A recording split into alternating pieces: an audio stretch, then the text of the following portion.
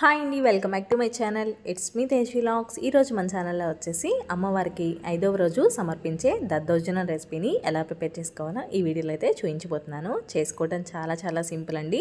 చాలామందికి దద్దోజనం చేసినప్పుడు ఒక 2-3 గంటలకి పులియటం కానీ లేకుంటే గట్టిగా అయిపోవడం కానీ అవుతుందండి. అలా కాకుండా నేను చెప్పిన టిప్స్ కానీ ఫాలో అవుతే మీకు పర్ఫెక్ట్ దద్దోజనం అయితే రెడీ అయిపోతుంది. మరి ఎలా తయారు చేసుకోవాలి ఈ వీడియోలో చూసేయండి. ముందుగా ఒక కుక్కర్ గిన్నె తీసేసుకొని మనము ఏ కప్పుతో అయితే రైస్ని కొలుచుకున్నామో మిగతా ఇంగ్రీడియంట్స్ని కూడా అలానే కొలుచుకుంటామండి.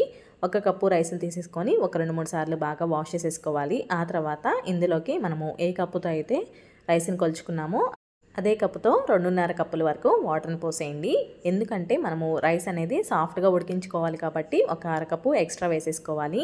ఇలాగ వాటర్ని పోసేసి కుక్కర్కి ఉన్న మూతని రబ్బర్ని విజిల్ని పెట్టేసుకొని మంటని మీడియం ఫ్లేమ్లో పెట్టేసుకొని 2-3 విజిల్స్ పాటు రానిచ్చేసేయండి. 3 విజిల్స్ వచ్చిన తర్వాత ఇలాగ ప్రెజర్ అంతా పోయిన తర్వాత మూత తీసి చూస్తే రైస్ అనేది మంచిగా సాఫ్ట్గా అయితే కుక్ అయి ఉంటుందండి. ఇప్పుడు ఒకసారి గరిటెతో బాగా కలిపేసేసుకొని ఒక స్మాషర్తో కానీ లేకుంటే పప్పు గుత్తితో కానీ అన్నాన్ని సాఫ్ట్గా అయ్యేంత వరకు బాగా స్మాష్ చేసేసుకోవాలండి. అన్నం అనేది బాగా చల్లారిపోకూడదు, అలానే బాగా వేడిగా ఉండకూడదండి, మీడియంగా ఉండాలండి. చూడండి, ఇలాగా పట్టుకుంటే మనకి అన్నం అనేది కాలకుండా, మరీ గోరువెచ్చగా కాకుండా మరీ వేడిగా కాకుండా మీడియంగా ఉండాలి. ఇలాగా సాఫ్ట్గా మెదిపేసేసుకొని ఇప్పుడు ఇందులోకి బాగా కాచి పెట్టుకున్న పాలని ఒక 1.5 కప్ వరకు పోయండి. పాలు అనేది వేడిగా ఉండేటట్లు చూసుకోండి. పాలని పోసిన తర్వాత ఇప్పుడు పాలంతా అన్నానికి పట్టేలాగా గరిటెతో బాగా స్మాష్ చేసేసుకుంటూ బాగా మిక్స్ చేసేసుకోవాలండి. పాలు అన్నము చల్లారిపోయేందుకుంది ఇలాగా చిక్కగా అయితే అవుతుందండి. మనం వేసుకున్న పాలు అన్నం అనేది బాగా చల్లారిపోయిన తర్వాతనే మనము ఇందులోకి పెరుగునైతే యాడ్ చేసుకోవాలి. మీరు ఇక్కడ పెరుగు యాడ్ చేసే ముందర చెక్ చేసుకోండి. బాగా చల్లగా అయిపోయిన తర్వాత పెరుగుని యాడ్ చేసుకోవటం వల్ల మనకి కొంచెం సేపు ఆగిన తర్వాత కూడా పులియకుండా అయితే ఉంటుంది. ఇక్కడ పెరుగు అనేది మీరు ఫ్రెష్గా ఉన్న పెరుగుని మాత్రమే వేసుకోండి.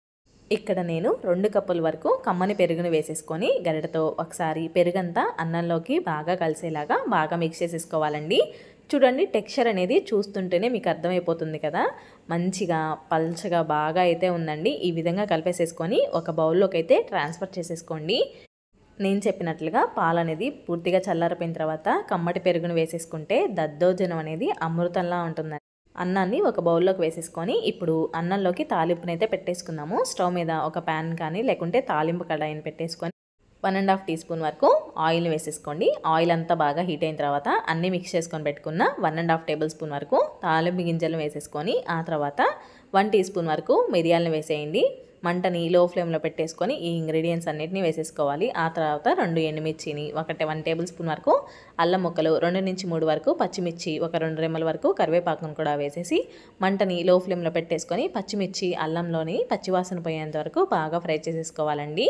జస్ట్ 2-3 నిమిషాల పాటు బాగా వేయించేసుకుంటే తాలింపు అనేది చక్కగా వేగిపోతుంది. ఇలా వేగిపోయిన తర్వాత ఇప్పుడు స్టవ్ ఆఫ్ చేసేసుకొని 1/2 టీ స్పూన్ వరకు ఇంగువను వేసేసుకోండి. ఇంగువ ఫ్లేవర్ అనేది దద్దోజనంలో చాలా టేస్టీగా ఉంటుంది. ఇంగువను కూడా వేసేసి ఒకసారి బాగా కలిపేసేసుకొని మనము మిక్స్ చేసుకొని పెట్టుకున్న దద్దోజనంలోకి మనము వేయించుకొని పెట్టుకున్న తాలింపును కూడా వేసేసి ఇప్పుడు ఫైనల్గా రుచికి సరిపోయినంత సాల్ట్ని కూడా వేసేసుకొని ఇప్పుడు గరిటెతో తాలింపు అంతా అన్నంలోకి బాగా కలిసేలాగా బాగా కలిపేసేసుకో అమ్మవారికి నైవేద్యంగా సమర్పించేసేయటమండి. అంతే, చాలా చాలా సింపుల్గా దద్దోజనం అయితే రెడీ అయిపోయింది. చాలా కమ్మగా ఉంటుందండి. అట్లా తింటుంటే అట్లా కరిగిపోతుంది నోట్లో.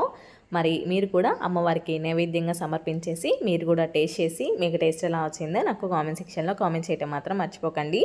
మరి ఈ వీడియో కనుక మీ అందరికీ నచ్చితే మీ ఫ్రెండ్స్ అండ్ ఫ్యామిలీ మెంబర్స్కి కూడా షేర్ చేసి నా ఛానల్ని లైక్ చేసి సబ్స్క్రైబ్ చేసుకోవడం మాత్రం మర్చిపోవద్దు. మరొక మంచి రెసిపీతో మీ ముందరికైతే వచ్చేస్తాను. Thank you for watching. Bye bye.